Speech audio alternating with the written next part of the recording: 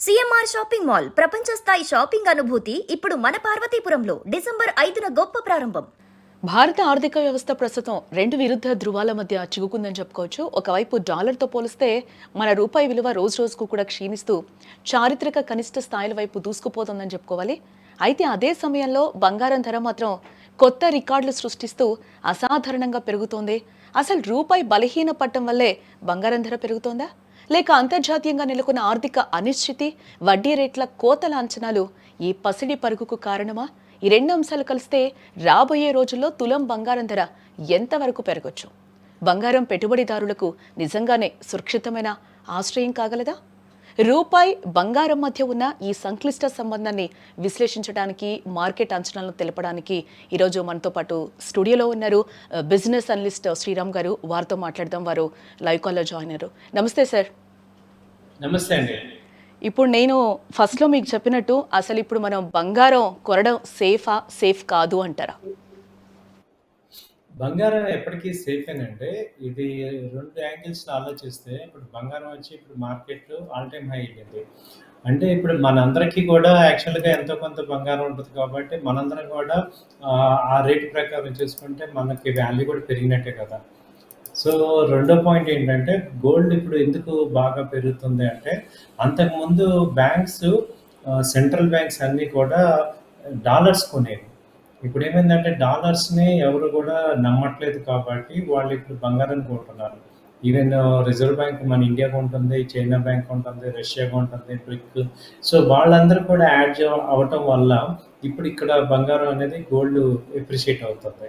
So, gold అయితే ఇక్కడి నుంచి కూడా చూసుకుంటే ఇది కొత్త ఒరవడి అనమాట. అంతకుముందు మార్కెట్స్ తగ్గితే గోల్డ్ పెరిగేది. స్టాక్ మార్కెట్స్ తగ్గితే గోల్డ్ పెరిగేది. అలాగే స్టాక్ మార్కెట్ పెరిగితే గోల్డ్ తగ్గేది. ఇప్పుడేంటి గోల్డ్ యాక్చువల్‌గా ఇవాళ stock market all time high ఉంది. అయినా గాని గోల్డ్ కూడా ఆల్ టైమ్ హై ఉంది. అంటే దీని రీజన్ ఏంటంటే మనతో పాటు వేరే వాళ్ళు కూడా బయింగ్ చేస్తున్నారు. సో, వాళ్ళెవరు అంటే మనకి బ్యాంక్స్ అనమాట. రిజర్వ్ బ్యాంక్స్ మేజర్‌గా. సో, వాళ్ళ వల్ల ఏమవుతుందంటే గోల్డ్ డిపాజిట్స్ వాళ్ళు పెంచుకోవటం వల్ల ఈ గోల్డ్ అయితే పెరుగుతుంది. ఎస్. అంటే శ్రీరామ్ గారు ఇప్పుడున్న సిచ్యువేషన్‌లో గోల్డ్ కొనడం మంచిదే అంటారా?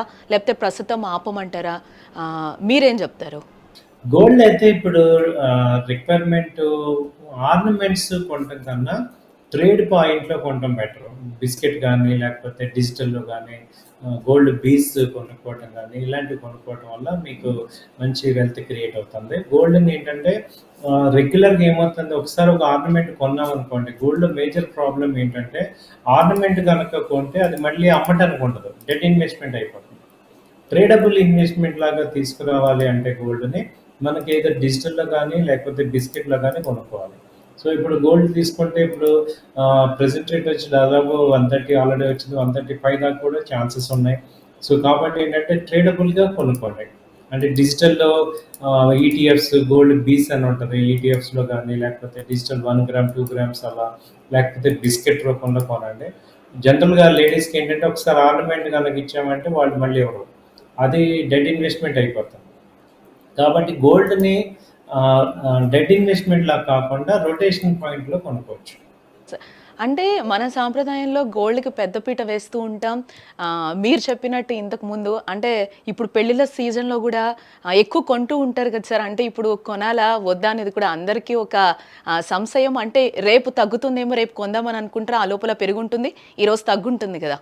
సో, ఈ పాయింట్‌లో అయితే గోల్డ్ ఇప్పట్లో తగ్గే ఛాన్సెస్ తక్కువే ఉన్నాయి. తగ్గినా ఎలా ఉంటున్నాయంటే ఎయిదర్ ఒక రూ. 5,000 తగ్గుతుంది కానీ, 1,00,000 రావటం గానీ, ఇప్పుడు 1,10,000 24 క్యారెట్ అనేది వచ్చే ఛాన్సెస్ చాలా తక్కువున్నాయి. కాబట్టి మనం ఏం చేయొచ్చంటే ఇంకా అర్థమవుతుందేంటంటే ఈ స్టాండర్డ్ నిలబడే స్టాండర్డ్. కాబట్టి ఇప్పుడు ఇక్కడ ఒక 50% అలా ఇన్వెస్ట్ చేసుకుంటే అంటారు. ఇప్పుడు మీరు బ్రాడ్‌గా థింక్ చేస్తే నెక్స్ట్ 2 ఇయర్స్, 3 ఇయర్స్‌లో చూసుకుంటే 1,70,000, 2,00,000 కూడా టచ్ అవ్వచ్చు. ఇది నెక్స్ట్ 3 ఇయర్స్‌లో. కాబట్టి when compared with that it is better రేటే కదా! సో, ఇవాళ హై రేట్ అనుకున్నాం. దాన్ని కంపేర్ చేయడానికి నిన్నటి రేట్ మీద ఇవాళ చూస్తున్నాం. బట్ రాబోయే రోజుల్లో చూస్తే ఎందుకంటే ఒరిజినల్‌గానే ఇవి గ్రో అవుతున్నాయి.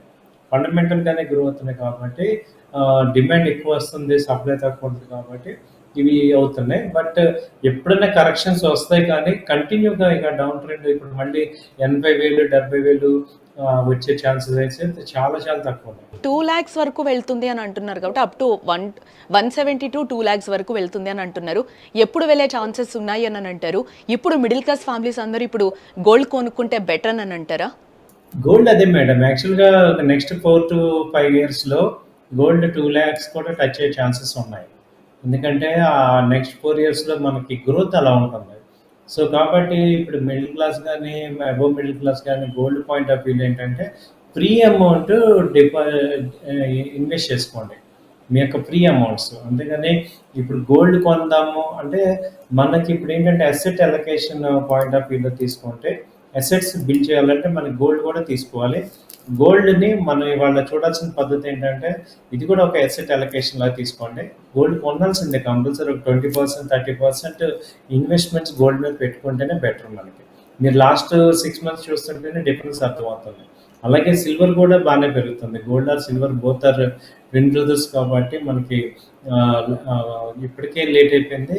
డిజిటల్ బాగుందనమాట. ఏంటి ఈటీఎఫ్ కానీ, బాండ్స్ కానీ లేకపోతే వీటిల్లో తీసుకోవచ్చనమాట. సో, ఇలా బిస్కెట్ రూపంలో గానీ అలా తీసుకోవటమే. అంటే రాబోయే రోజుల్లో కొనే పరిస్థితి ఉందంటారా? లేదంటారా అసలు? మేడం ఎప్పుడు చూసినా గోల్డ్ ఇప్పుడు మీరు అన్ని సార్లు అలా అంటున్నారు. ఇవాళ 3 ఇయర్స్ బ్యాక్ మన సాలరీస్ ఎలా ఉన్నాయి? సో, ఇవాళ 1,00,000 సాలరీ అనేది కామన్ అయిపోయింది. 3 ఇయర్స్, 4 ఇయర్స్ బ్యాక్ 1,00,000 అంటే ఎంత కష్టం. సో, అంటే మన ఇన్‌కమ్ పెరుగుతుంది కాబట్టి గోల్డ్ పెరుగుతుంది. ఈ మంత్ ఈ లాస్ట్ 2 మంత్స్ నుంచి కొంచెం అబ్‌నార్మల్‌గా పెరిగింది యాక్చువల్‌గా. యాక్చువల్‌గా అయితే ఎవ్రీ ఇయర్ 20,000 పెరుగుతుంది. యావరేజ్‌గా the growth yearly 20,000 average growth అనమాట. సో, ఈ ఇయర్ ఏమైందంటే 26 ఎండింగ్‌లో రావాల్సిన రేట్ ఈ ఇయర్ వచ్చేసింది. దానివల్ల ఏమవుతుందంటే ఒక్కసారి 40,000 పెరిగేపాటికి కొంచెం అబ్‌నార్మల్‌గా ఉంది. యాక్చువల్‌గా ఇదేంటంటే 1,20,000, 1,10,000 ఆ రేంజ్ యాక్చువల్‌గా ఉండాలి. 30 దాకా వెళ్ళిపోయింది. సో, నెక్స్ట్ ఇయర్ రేట్ కూడా ఇవాళ వచ్చేసింది. బికాస్ ఆఫ్ దట్ ఎందుకంటే ఈ అమెరికా ట్రంప్ ఎఫెక్ట్ బాగా పడుతుంది. సో, డాలర్ యాక్చువల్‌గా కొనాల్సిన కంట్రీస్ అన్నీ కూడా ఈ గోల్డ్ కొంటున్నాయి. దాంతో ఇది డబుల్ ఇంపాక్ట్ వచ్చింది. బట్ నెక్స్ట్ ఇయర్‌కి ఏదన్నా ఆయన ట్రంప్ గారు గనుక కొంచెం నార్మల్ అయితే ఈ గోల్డ్ తగ్గుతది. బట్ తగ్గినా 1,10,000, 1,20,000కి నార్మల్‌గా వస్తుంది. ఓకే. బట్ బట్ 1,20,000 ఓవరాల్‌గా ఉండడం మాత్రం పక్కా. అవునండి. యెస్. అంటే ఇప్పుడు గోల్డ్ మీద ఇన్వెస్ట్ చేయడం అనేది బెటర్ అంటారు. గోల్డ్ ఇన్వెస్ట్ అంటే ఎలా చేయాలంటే ఇప్పుడు ఇక్కడ నుంచి మళ్ళీ ఒక 5,000 తగ్గినా గానీ తట్టుకోవాలి. అంటే మన ఫైనాన్షియల్ కెపాసిటీ ఇప్పుడు ఈ ట్రేడ్ లాగా చేయొద్దు. అంటే ఒక ఇన్వెస్ట్ చేసాము పెరిగితే అమ్ముకుందాం. లేకపోతే వెయిట్ చేయండి. సో, మళ్ళీ డౌన్ అయితే మళ్ళీ బై చేసేటట్టు ప్లాన్ చేసుకోండి. అంటే ఒక 2 ఇయర్స్ ఆర్జన్‌లో మనం వెయిట్ చేసేటట్టు కొనుక్కోవాలి. షార్ట్ టర్మ్ కాదు. ఓకే. షార్ట్ టర్మ్ ట్రేడ్ కాకుండా మనం చేసుకోవాలి. సార్ ఇంకా మనం డాలర్ విషయానికొస్తే రూపాయి అయితే బలహీనపడుతుంది. ఏంటసలు దీనికి మీరేం చెప్తారు? రూపాయి ఎప్పటినుంచో ఉందండి. ఇది ఈవెన్ ఆగస్ట్ నుంచి కూడా ఫాలో అవుతుంది. ఎందుకంటే యూఎస్ నుంచి మేజర్ మన ఎక్స్‌పోర్ట్స్ అన్నీ ఆగిపోయినాయి. $87 బిలియన్ వ్యాపారం ఆగిపోయింది. కాబట్టి ఏంటంటే డాలర్ అవుట్‌ఫ్లోస్ ఎక్కువ ఉన్నాయి. ఇన్‌ఫ్లోస్ తక్కువ ఉన్నాయి. సో, ఇది యాక్చువల్‌గా ఇది జరగకుండా చాలా జాగ్రత్తలు తీసుకున్నారు ఇండియన్స్. గవర్నమెంట్ తీసుకున్నారు కానీ ఇక ఎక్స్‌పోర్ట్స్ ఈ మంత్ బాగా గ్యాప్ వచ్చేసింది ట్రేడ్ గ్యాప్. మనకి మేజర్ ఇంపోర్ట్స్ అన్నీ ఆయిల్ ప్లస్ ఈ యొక్క గోల్డ్. ఈ 2 కూడా పేమెంట్స్ ఎక్కువగా డాలర్స్‌లోనే జరుగుతాయి. మనకి రిటర్న్స్ రావాల్సినవన్నీ కూడా ఆగిపోయినాయి. యాక్చువల్‌గా ఐటీ మేజర్ మనకి డాలర్స్ ఇచ్చే ఇంపోర్ట్స్ అనమాట. ఎక్స్‌పోర్ట్స్ ఐటీ ఉంది, ఫార్మా ఉంది. ఫార్మా, ఐటీ 2 కూడా ఇప్పుడు బాగా డౌన్‌లో ఉన్నాయి కాబట్టి డాలర్స్ మనకి ఫ్రీక్వెంట్‌గా ఇప్పుడు రావట్లేదు. కాబట్టి మనకి ఇది టెంపరరీగా ఆల్ టైమ్ హైకి వెళ్ళిపోయింది ఇది.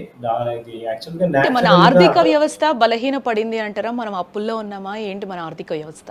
ఇప్పుడేంటంటే మనం ఆల్టర్‌నేట్ చూస్తున్నాము. ఇప్పుడు డాలర్‌కి, ఇండియాకి తేడా వచ్చినంత మాత్రం మన ఆర్థిక వ్యవస్థకి వచ్చిన ప్రాబ్లమ్ ఏం లేదు. ఎందుకంటే మనం యెన్‌లో చూసుకోవచ్చు, పౌండ్‌లో చూసుకోవచ్చు.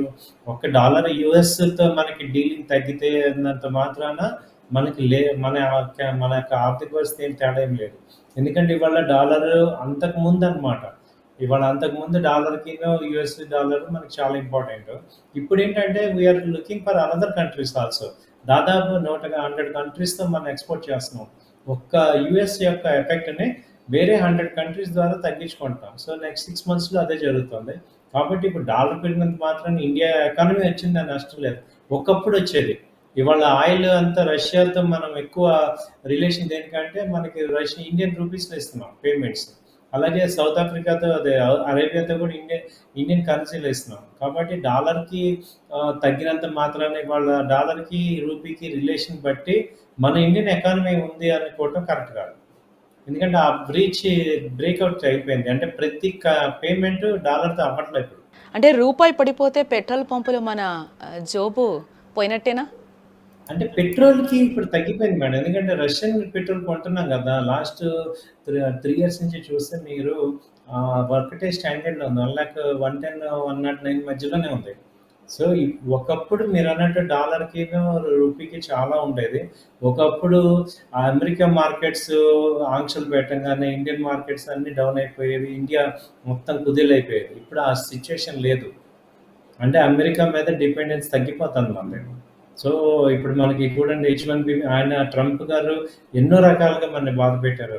బట్ స్టిల్ లాస్ట్ 4 మంత్స్‌లో మార్కెట్స్ చాలా డౌన్ అయినా గానీ, ఇవాళ ఏమైంది మళ్ళీ ఆల్ టైమ్ హై మా ఇండియన్ మార్కెట్‌కి వచ్చేసింది. అంటే ఏంటంటే యూఎస్ మీద డిపెండెన్సీ చాలా వరకు తగ్గించేసుకుంటున్నాం. కాబట్టి ఇవాళ డాలర్ వీక్ అయినంత మాత్రాన మనకొచ్చిన నష్టమేం లేదు. It is just a currency అంతే. అంటే మన ఇండియన్ రూపాయి డాలర్ రోజు రోజుకు డాలర్ ముందు తల వంచడానికి లోపలేమైనా రీజన్ ఉంది అని అంటారా? లోపలేంటి మేడం డైరెక్ట్ కనపడుతుంది. రీజన్ ఏంటంటే మన దగ్గర ఎఫ్ఐఎస్ బయటికెళ్ళిపోతున్నారు. ఎఫ్ఐఎస్ ఇన్వెస్ట్ ఇప్పుడు డాలర్ మనకి రావాలంటే రెండే ఆప్షన్స్ ఉన్నాయి. ఇండియాలో కనుక డాలర్ రావాలంటే. ఒకటి మార్కెట్‌లో స్టాక్ మార్కెట్‌లో పెట్టాలి. లేదా ఎఫ్‌డిఐస్ రూపంలో పెట్టాలి. మూడోది అమెరికాలో ఉన్న మన ఇండియన్స్ డాలర్స్ పంపించాలి. ఈ మూడిట్లో ఏది అవ్వట్ల. ఎందుకంటే అక్కడ వాళ్ళకే కష్టంగా అయిపోతుంది. అమెరికాలో ఉన్న ఇండియన్స్ వాళ్ళు బతకడానికి చాలా కష్టం అవుతుంది కాబట్టి రెమిటెన్స్ జరగట్ల. ఇక్కడ ఉన్న మార్కెట్ నుంచి ఎఫ్ఐఎస్ డైలీ డబ్బులు తీసేసుకుంటున్నారు. మూడోది ఇండియాలో పెట్టుబడులు యూఎస్ పెట్టట్లేదు. కాబట్టి ఇండియాకి డాలర్స్ రావు. తగ్గుతున్నాయి. కాబట్టి కరెన్సీ డెఫినిట్‌గా ఎఫెక్ట్ పడుతుంది. ఆర్‌బీఐ ఇంటర్వెన్షన్ అవ్వచ్చు కానీ ఆర్‌బీఐ దగ్గర కూడా తక్కువే ఉన్నాయి. కాబట్టి వాళ్ళు ఇంటర్వెన్ అవ్వట్లేదు. సో, ఇప్పుడు ఓన్లీ డాలర్ మనకి డీలింగ్ దేనికి? అమెరికాతో ఓన్లీ రిలేషన్. వాళ్ళెటు వద్దనుకుంటున్నారు. $80 బిలియన్ ఎకానమీ వాళ్ళకి అవసరం లేదంటున్నప్పుడు మనం ఏం చేస్తున్నాం? We are looking for other opportunities చూస్తున్నాం. ఒకప్పుడు ఏంటంటే వాళ్ళకి తలకాయ ఉంచేసేసి వాళ్ళు చెప్పినవన్నీ చేసే పరిస్థితిలో ఉన్నాం. ఇవాళ లేము. లాస్ట్ 3 మంత్స్ నుంచి ట్రేడ్ డీల్ జరగలేదు. ఆగింది. అలాగే అంటున్నాం. బట్ ఇవాళ మనకి రష్యన్ ప్రెసిడెంట్ ఇవాళ మన ఇండియా టూర్‌లో ఉన్నారు. ఇట్ షోస్ ఇవాళ డాలర్ డిపెండెన్సీ లేదు. It shows India's original strength కనపడుతుంది. కాబట్టి వాళ్ళు మననేదో కొంచెం ఇంకొక 2, 3 నెలలు టెన్షన్ పెడతారు గానీ తర్వాత వాళ్ళు కూడా నార్మల్ అవుతారు. ఇవాళ India is looking in a different way. మీరన్నట్టు ఏంటంటే లాస్ట్ 3 మంత్స్, 3 ఇయర్స్ బిఫోర్ ఇదంతా స్టోరీ కరెక్ట్. కానీ ఇవాళ ఈ స్టోరీ కరెక్ట్ కాదు. So, right. డాలర్ తగ్గినా పెద్ద నష్టమేం లేదు. ఓకే. సార్ ఫైనల్‌గా గోల్డ్ కొనే వాళ్ళకి, సామాన్యులకి మీరు ఫైనల్‌గా ఏం చెప్తారు? గోల్డ్ డైలీ కొంటానన్నా కొనండి. ఒక్కొక్క గ్రామ్ గానీ, డిజిటల్‌లో గానీ బై చేయటమే. లాస్ట్ 3 మంత్స్ నుంచి, 4 మంత్స్ నుంచి మనకు అర్థమవుతుంది ఏంటంటే గోల్డ్ అయితే పెరుగుతుంది. ఇది కన్ఫర్మ్. So, gold పెరుగుతుంటాయి. కాబట్టి మనం ఏంటంటే ఎర్లీ బర్డ్స్ లాగా ఇంకా మనం అప్పుడప్పుడు తగ్గినా బట్ అది మళ్ళీ డిస్కౌంట్ అయిపోతుంది. ఇప్పుడు నిన్న 2 డేస్ బ్యాక్ 2000 రూపీస్ తగ్గింది. మళ్ళీ ఇవాళ నార్మల్ అయిపోయింది. సో, సిల్వర్ కూడా అంతే. సిల్వర్ నిన్న 5000 పాయింట్స్ డౌన్ అయింది. ఇవాళ 3000 పెరిగింది. కాబట్టి ఏంటంటే తగ్గినంత మాత్రాన మళ్ళీ అది అప్ ట్రెండే కనపడుతుంది. కాబట్టి ఏంటంటే gold and silvers both are upside. So, free amount ఉన్నవాళ్ళు ఇన్వెస్ట్ చేసుకోవచ్చు. అది నా suggestion. Okay. Right sir. Thank you Sriram గారు. థ్యాంక్ యూ అండి.